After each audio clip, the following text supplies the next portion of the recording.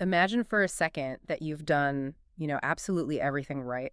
You've ruthlessly purged your pantry, you're drinking enough water to sink a ship, and you just spent like $60 on a premium multi-strain probiotic. Right. The whole wellness routine? Exactly. Yet by 3 in the afternoon, you still look 6 months pregnant and you have the brain fog of a literal zombie. Oh, yeah. It's incredibly frustrating. It really is. And so you finally go to the doctor, right? They run the standard panels, they look at the results, and they just look at you and say, oh, everything is fine. Which is the last thing you want to hear. Right. Or worse, they tell you it's just stress. They hand you a diagnosis of IBS irritable bowel syndrome and just send you on your way. Just a pat on the back and a vague label. Yeah, and you are left sitting there thinking, am I making this up? Yeah. So if that sounds at all familiar to you listening, let me be the first to tell you, you are not crazy. No, not at all. What you're experiencing is actually one of the most widespread and fundamentally misunderstood medical cascades of our modern era. Standard medicine often just lumps all these frustrating, vague symptoms under the umbrella of a quote-unquote sensitive stomach. But when we actually look at the groundbreaking research, we find very distinct structural and biological issues at play. And that is exactly our mission for this deep dive. We are unpacking 3 distinct conditions that constantly get confused for one another. IBS, SIBO, and leaky gut. Yes.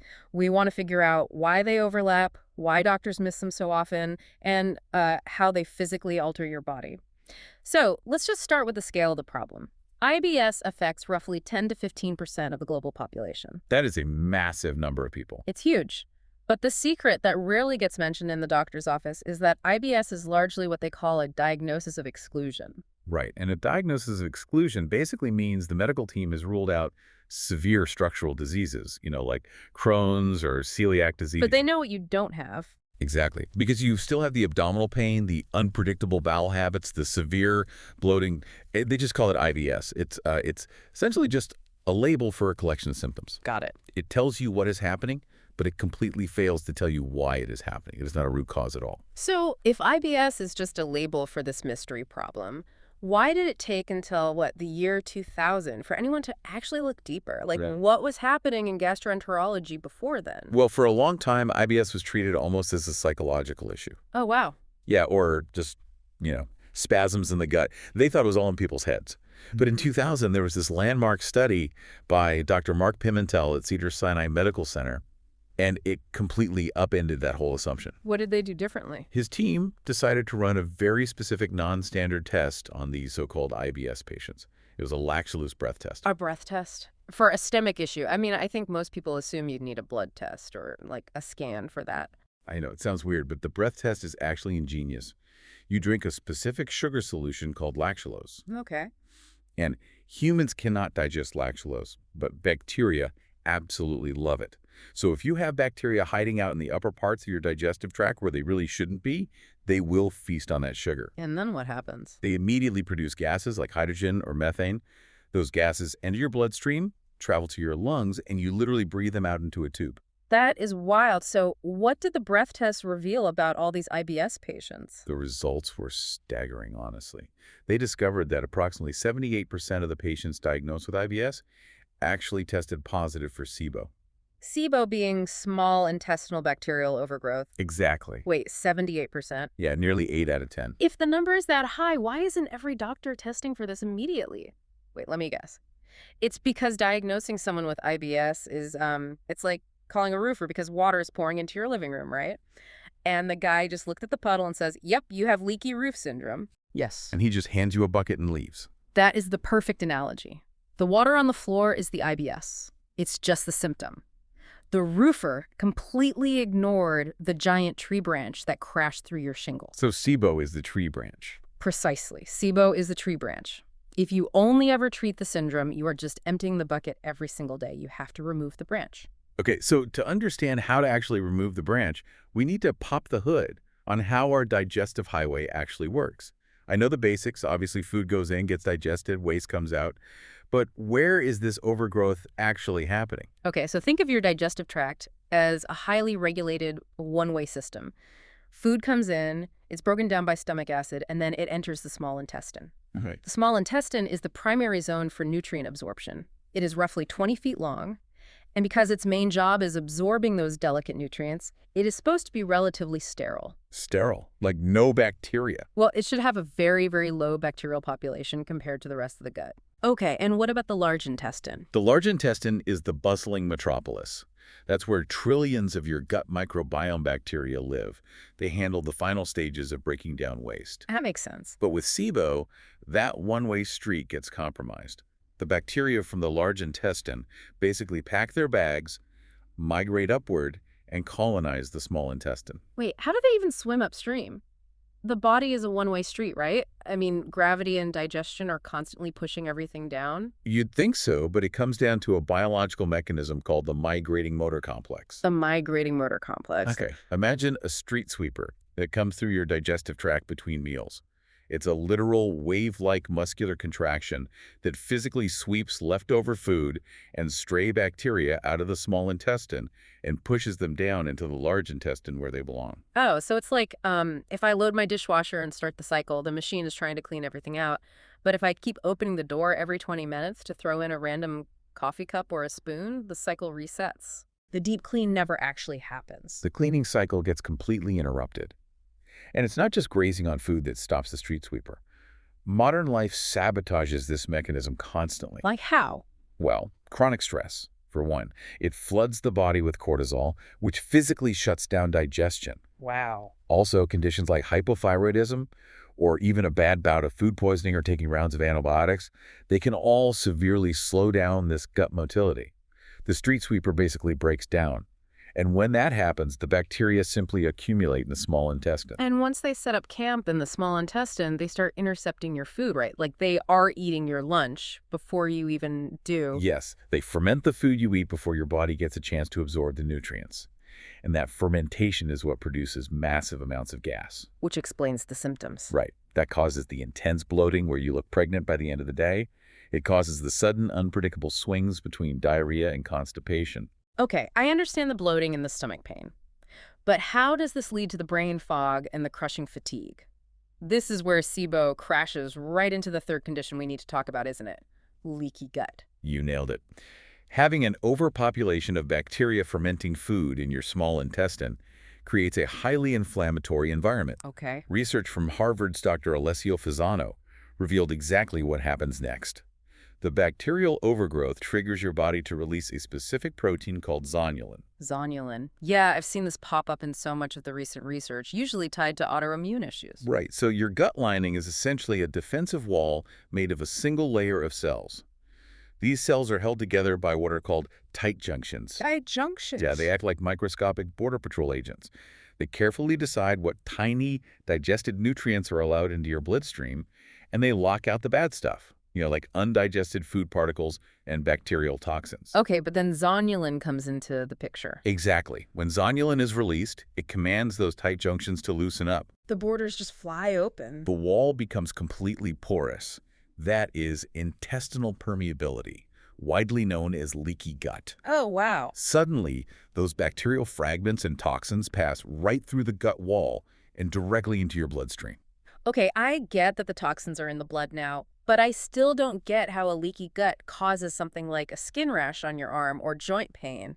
That feels like a huge leap, going from a stomach problem to your joints hurting. It does seem like a leap until you look at the immune response. Then it makes perfect sense. How so? Your immune system monitors your bloodstream constantly, right? When it sees these leaked particles, which absolutely shouldn't be there, it flags them as foreign invaders and launches an attack. Oh. This creates a chronic, low-grade, systemic inflammation. Systemic meaning the immune system is fighting a war everywhere the blood travels. Everywhere. The sources we're looking at highlight a perfect real-world example of this with a man named Marcus. Oh, right, the Marcus case study. Yeah. So he took a heavy round of antibiotics for an infection, and afterward, he thought he just had permanent indigestion. But then he developed intense, crushing fatigue. Just out of nowhere. Right. He started getting joint stiffness in his hands that looked and felt like early-stage arthritis. And he developed this persistent, really angry skin rash on his forearms. Let me guess, he went to a rheumatologist for the hands and a dermatologist for the skin. Exactly. He spent years treating the joints and the skin as completely separate diseases. But it was all one cascade. Because of a gut. Yes. The antibiotics disrupted his microbiome, which slowed down his migrating motor complex. That allowed SIBO to develop. The SIBO triggered the zonulin, the gut became leaky, and his immune system started attacking the resulting toxins in his bloodstream. So the joint pain and the rashes were just collateral damage. Precisely. The collateral damage of that immune war manifested on his skin and in his joints. It wasn't just a tummy ache. His whole body was literally on fire from the inside. And once he addressed the root bacterial imbalance and repaired the gut lining, the joint pain and the rashes cleared up. Yep. Because the immune system finally got to stand down. There were no more invaders leaking into the blood. This is a total paradigm shift. Right. And honestly, because we now know these misplaced bacteria are in the small intestine fermenting our food, it completely rewrites the rules of what we consider healthy eating. Oh, it really does. The standard advice from almost every nutritionist or general doctor is, just eat more fiber, more vegetables. Right. But for someone with SIBO, that advice can backfire spectacularly. It's wild. We've all been sold on the clean eating myth, the idea that if you just eat whole natural foods, your body will automatically heal. But if you have SIBO, foods that are universally praised as healthy are actually your worst enemy. Yes, unfortunately. I'm talking about apples, garlic, onions, cruciferous vegetables like broccoli. Why are these so dangerous? Because they are incredibly high in what we call FODCAMAPs. Okay, that is a terrifying acronym. It is a bit much. It stands for fermentable oligosaccharides, disaccharides, monosaccharides, and polyols. Yeah, let's just translate that for everyone listening. Fair enough. It is essentially a scientific categorization of specific short-chain carbohydrates and sugar alcohols that the human body struggles to break down and absorb. Okay. For a normal person, these sugars travel down to the large intestine where the microbiome slowly processes them. But remember, if you have SIBO, those misplaced bacteria in your small intestine absolutely thrive on fermentable carbohydrates. So when you eat a giant healthy salad with broccoli and a garlic vinaigrette, you aren't actually feeding your body? No. You are laying out an all-you-can-eat buffet for the exact bacteria causing your pain. You are actively feeding the SIBO. The bacteria rapidly ferment those FODMA sugars, producing massive amounts of gas in an area of the gut that just isn't designed to expand like that. So it's no wonder people feel like they're going crazy. You eat a perfect, clean diet and look 6 months pregnant by 8 p.m. It's not the food's fault, really. It's the location of the bacteria eating it. Hold and stop. This brings me to something I genuinely don't understand. Every wellness blog on the planet, every doctor says if your digestion is a mess, you need to take a premium probiotic. Yep, the classic advice. How can adding good bacteria possibly be a bad thing? This is what we call the probiotic trap. The probiotic trap. Under normal circumstances with a completely healthy gut, taking beneficial bacteria can be helpful. But if you have active SIBO, taking a standard probiotic is literally like pouring gasoline on a fire. Because you already have too many bacteria in the wrong place. Exactly. You are dropping more troops into an already overpopulated, highly fermentable small intestine. Even if the bacteria in that expensive probiotic pill are beneficial strains, they are still bacteria. Right. They will still ferment your food.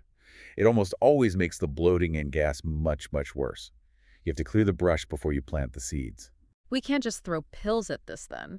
And according to research out of Stanford University, treating this cannot be a blind guessing game anyway. No, not at all. The type of gas those bacteria produce actually dictates your specific symptoms, right? It is a crucial detail for treatment. If your breath test shows hydrogen-dominant SIBO, that typically correlates with diarrhea-predominant symptoms. Because the bacteria are speeding everything up. Yes. But if the test shows methane-dominant overgrowth, that almost always correlates with severe constipation. Methane gas actually acts as a paralytic to the gut muscles. A paralytic. That's intense. It really is. So they require completely different targeted protocols. You can't just blindly treat the gut as one single entity. Okay, so we've established that the standard medical tests, like a colonoscopy, which only looks at the large intestine, or an endoscopy, which only looks at the stomach, completely miss the 20 feet of the small intestine where SIBO and leaky gut actually occur. That's why doctors keep saying everything is fine. Right. So how do we actually fix this? How do we get the street sweeper running again and seal up those tight junctions? Well, you can take all the herbal antimicrobials or specialized antibiotics in the world to kill the overgrowth, but if you don't fix the underlying mechanics, the bacteria will just migrate right back up a month later. It's just a Band-Aid. Exactly. It requires highly actionable, science-backed lifestyle changes. Let's go back to my dishwasher analogy. If grazing and snacking constantly stops the migrating motor complex, we really need to talk about meal spacing. Absolutely. The migrating motor complex only activates in a fasted state. Hmm. It needs time to do the sweeping. How much time? Research strongly suggests waiting a minimum of 4 to 5 hours between meals with zero caloric intake in between. Zero. No handful of almonds, no sugary coffee, just water. That allows the sweeping wave to push the bacteria down. Shutting down the kitchen early has to be huge for this too. Huge. Stopping the late-night eating gives your body an 8 to 10-hour window to run deep cleaning cycles overnight. But what about when we do eat? If apples and garlic are off the table during the healing phase, what are the strategic foods that actually help? One of the most powerful tools is resistant starch. Think of potatoes or rice that have been cooked and then completely cooled in the fridge. Wait, cooling them changes the starch. It does. The cooling process alters the molecular structure of the carbohydrate. It turns it into a resistant starch, meaning it physically resists digestion in the small intestine. So it doesn't feed the SIBO. Exactly. It doesn't get fermented by the SIBO bacteria. Instead, it travels all the way down to the large intestine, where it selectively feeds your good bacteria. Well, I am taking that as a full medical endorsement to eat more potato salad. Enjoy. But what about repairing the physical damage? The leaky gut itself. For repairing those tight junctions, bone broth is highly supported by the research. It is rich in gelatin and specific amino acids like glycine and proline. What do those do? These provide the literal structural building blocks for the gut lining to rebuild itself. Yeah. We also want to look at adding ginger to meals. Ginger. Yeah, ginger is a fantastic prokinetic, meaning it naturally stimulates that street sweeper action and accelerates how fast the stomach empties into the intestines.